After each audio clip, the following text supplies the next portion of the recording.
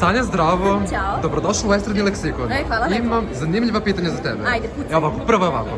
Detinjstvo pamtim po... Po dvorištu i brda dece. Koja ti je najveća životna trauma? Najveća životna trauma... Ja, pa uglavnom to je kad...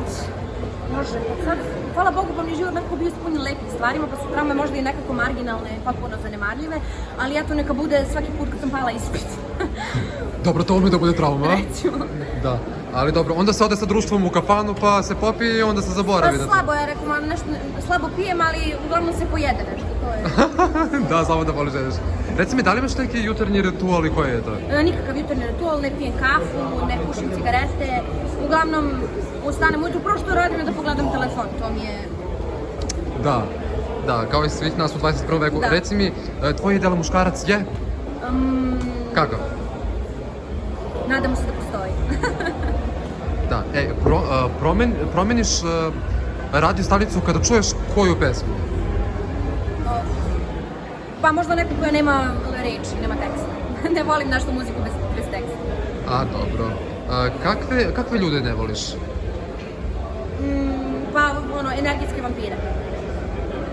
Da, to je bljak, stvarno. Da li imaš neki hobi koji ti je omiljeni hobi? To me zanima. Pa imam dosta hobija koji mogu da budu onako mestimići što se vremena tiče, nije da kao da ih praktikujem kroz ceo život, tipa volim da plešem, u posljednje vreme pletem dredove od veštačke kose, tako da to mi malo okupira vreme. Moraš da nam pokažeš to. Naravno. Snimit ću neki story pa vidjet ćete. Dogovoreno. Pazi sad, da se nađeš jedan dan sa Demijanom na pustom ostrvu, kako bi to izgledalo? Sa kim? Sa Demijanom. Sa Damjanom, na pustom ostrvu? Da, jedan dan. Verovatno bismo napravili neku pesmu. Samo to? Da. Pa čekaj, svi očekuju kao da se između vas desi neka... Sada da se ljubimo i to. Neka ljubav. Da?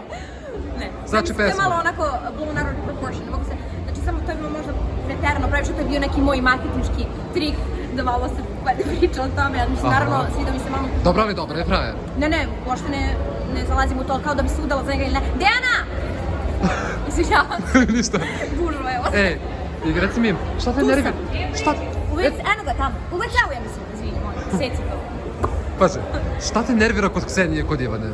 Jel kasne ili tako nešto? Da, pošto kasne, obe nisu ažurne što se tiče dolaženja na vreme i to je možda nešto što me stvarno izvadi iz takta.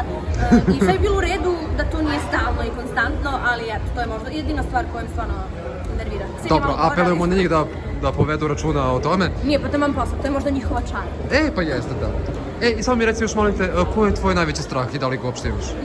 Pa imam dosta strahova, sad nijedan koji je previše značajan da bi se pomenuo, ali eto, recimo gubitak voljene osobe, mislim da je to svačiji, onaj neiracionalni strah, ali eto. Da, Sanja, hvala ti mnogo. Hvala. Divna si, čao. Ćao.